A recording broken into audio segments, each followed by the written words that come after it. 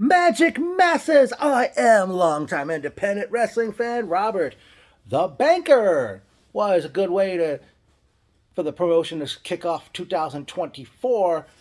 And I got a first thing I want to say, it was great to eat at Dante's Pizza again on Main Street. Unless I'm mistaken, the place is under new ownership or management because the men that I remember seeing there in the past are not there anymore. And man, they have Elliot. I know you've pooped on their pizza in the past, not literally, saying they have lousy pizza, but those damn hero sandwiches are so good, especially a nice soft bread. Yum. Okay, but got to talk with Bruno from the Cuban Hype Men before the show. Elliot showed up. So did Tony. Not the Tony I know from long ago that I used to be friends with, but Tony that was sitting next to Elliot. Unfortunately, Fernando was not there, and neither was Pete. But let's get on with the matches. As was announced days before the show took place, the show was opening up with Project Mayhem, the Tri-Wizards champions, against the tag team champions Death Row. Project Mayhem only had two members, represented by Eden and V, or is it V Daniel or Daniels? And Death Row is Bruno El Oso Blanco and Mayor of Scumbag City John Tella. Match was on, and it ended when I thought it was V or Eden. One of them took a road sign and started using it as a weapon, and the referee called for the gong. And as a result, Death Row defeated Project Mayhem by disqualification at 8 minutes 53 seconds. Unfortunately, due to the disqualification, Project Mayhem are still the Tri-Wizards champions.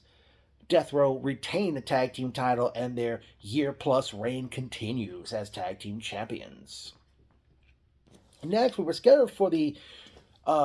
match was scheduled for the now World Junior Heavyweight Championship, as Azriel of Hispanos Unidos, accompanied the ring by the Freshly, Trey Felipe, Sebastian Cage, and Johnny Santos, took on Vinny Power Punch Pacifico, which was a return bout from... Not a return bout, sorry. Pacifico had won the Junior Heavyweight title, defeating Azrael and Cheeseburger in a triple threat match at Kingdom Come 8 last month. And before both men came to the ring announcer Shane Fair announced to the crowd that the winner of this match would enter the Chad Adams Memorial Rumble later in the show at number 1, and the loser would not be in the Rumble at all. Good matchup these guys had. Vinny Pacifico still coming out to the Backstreet Boys song Larger Than Life. Well, I do remember at one point, Azriel, he dropkicked Pacifico and he bumped into referee Stephen Dumang went in the corner, and he went down. And at one point, I forgot who brought it. Was it Santos? Somebody had a chair. They brought it into the ring. I think Pacifico got his hands on it, but he threw the chair to Azriel and pulled a trick out of the late Eddie Guerrero playbook as he laid down, holding his head, acting like he got hit with the chair. Referee Stephen Dumang sees Azriel at the chair. He calls for the gong, disqualifying Azriel. Pacifico defeated Azriel at 7 minutes 9 seconds by disqualification to retain the now World Junior Heavyweight Championship. I say world because, as ring announcer Shane Fair pointed out, Pacifico had gone off to Japan to defend the championship. Vinny Pacifico still Junior Heavyweight Champion, and second match in a row without a clean finish.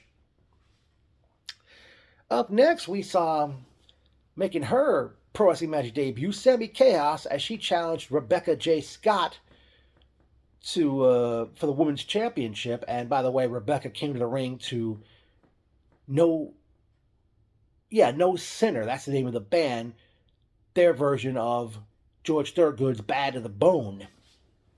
Now, these ladies, I don't know if this was their first time facing each other. It started out slow, as the match went on, it got good.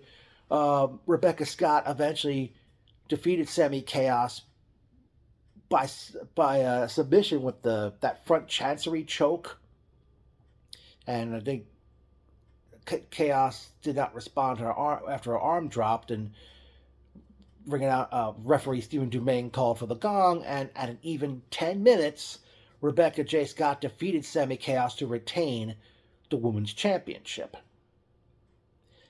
Next up, we saw Dustin Waller. I believe he's one half of Next Generation, that tag team that's been all the buzz for the past year or so. Waller challenged the Revolver, Alex Ryman, for the heavyweight championship. Both of these guys really gave it their all, and they got eventually Alex Ryman nailed Waller with a lariato, and he pinned Waller to retain the heavyweight championship at 14 minutes 52 seconds. And then it was time for the main event, which has become a tradition in pro wrestling magic, as they paid homage to their departed founder, well, one of the founders, Chad Adams, forgot his actual name, as it was the Chad Adams Memorial Rumble, where the winner would receive a title shot of their choosing, at the anniversary show in April.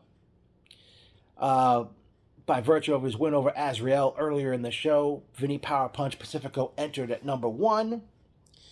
Entering at number 2 was Indestructible Steve Off, but after he burst through the curtain, he was attacked by SAD, Stressed and Depressed, which is the group that attacked Steve Off last month after he won the SWF Championship. And while I'm on the subject of that belt, Off was supposed to defend the championship against Beautiful Buddy Thomas, so I'm not. And they said the match was not going to take place, but it will happen on February 24th as Pro Wrestling Magic presents Ben Franklin.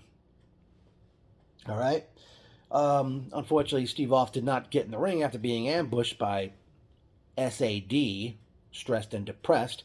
Unless I'm mistaken, a woman is now part of the group. I don't remember seeing her when they attacked Off after winning the SWF belt last month at Kingdom Come 8.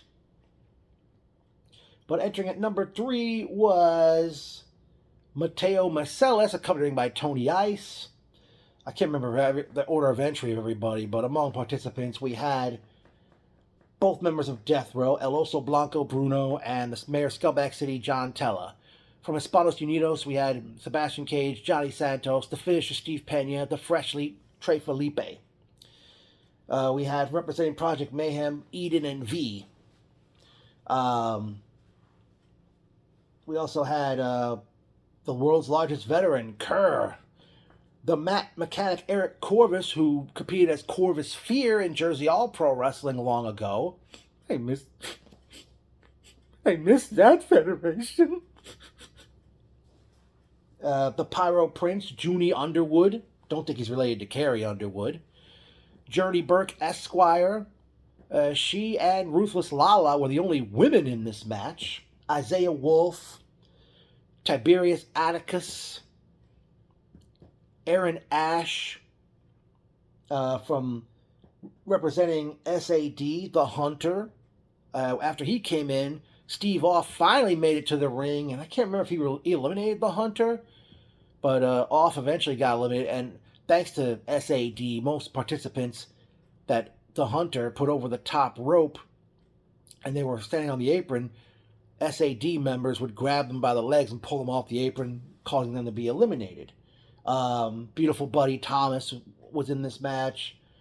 Timid Tamir Gibbs. And here's one, Dynamic Drew Marston. Let's just say Dynamic Drew Marston and the Freshly Trey Felipe, let's just say they had their own Logan Paul Ricochet moment.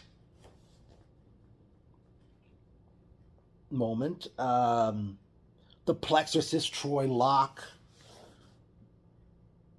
There was I forgot the name he goes by. He's the masked man that usually accompanies Steve Off to the ring. He has a mask on. He was wearing these huge, colorful hamburger helper gloves. Mateo Marcellus, numerous points, he left the ring during the match to go commentate at the commentation station. Probably forgot some people as we've gone along here, but long after Tiberius Atticus got eliminated, he took some type of cloth and he smothered or Ruthless Lala, causing her to get eliminated. Wow.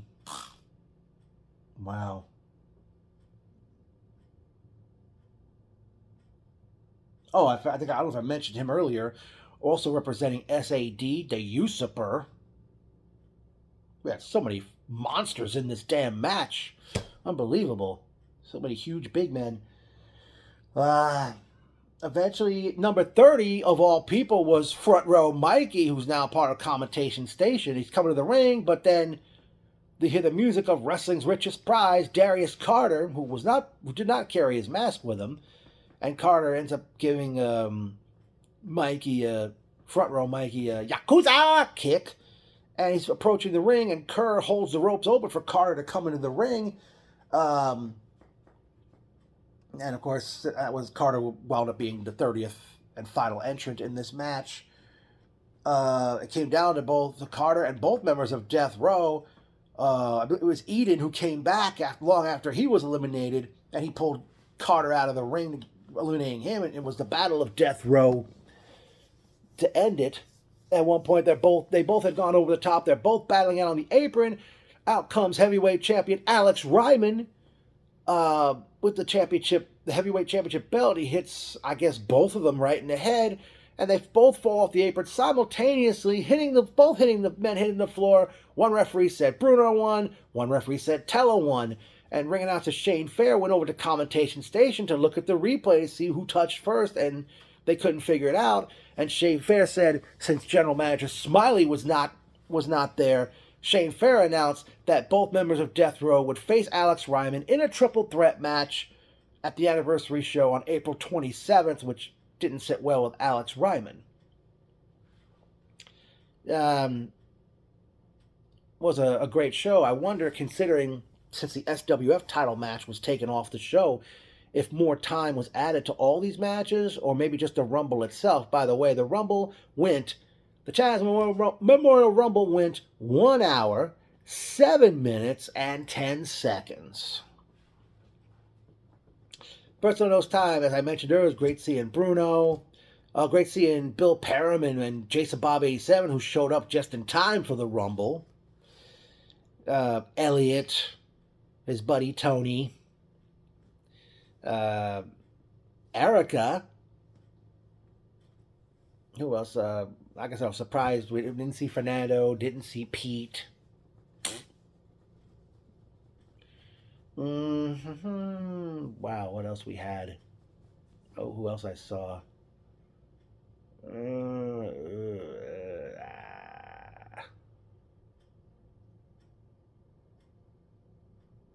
Dang it. Ooh.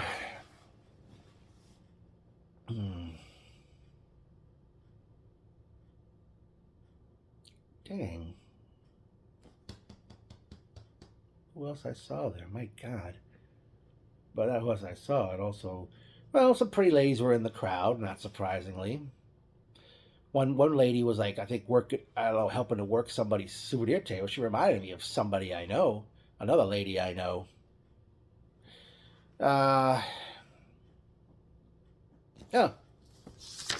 Here's a memorable quote. V, I'm going to make you shit your pants before this... Oh, I'm sorry, I messed it up. V, I'm going to make you shit your pants before the end of this match. Bruno El Oso Blanco to V Daniels during the unification match. I guess we're never gonna know if he really did. V, that is, if he did really shit his pants or not. Well, hold that thought, everyone.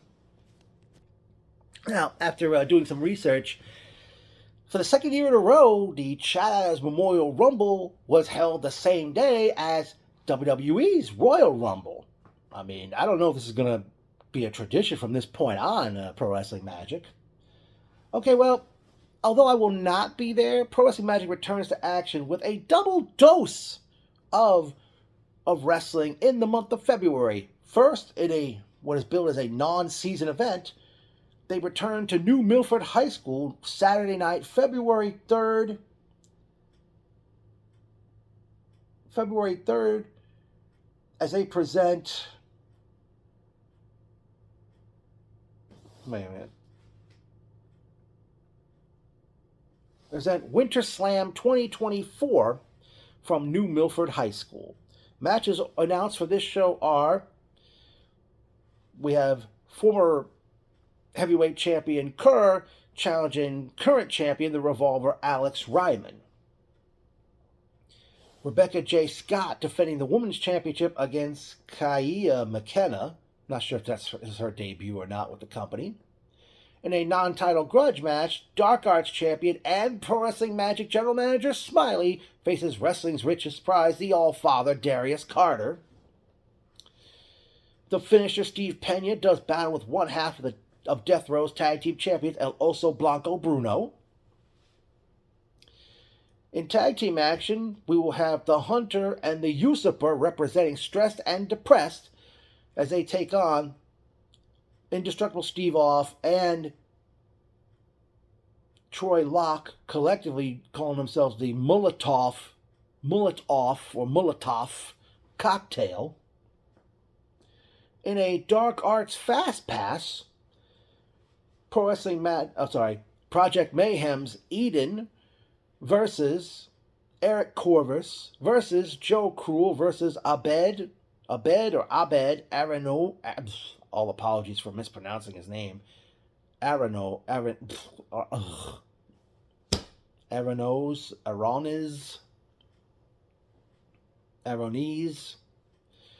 Okay.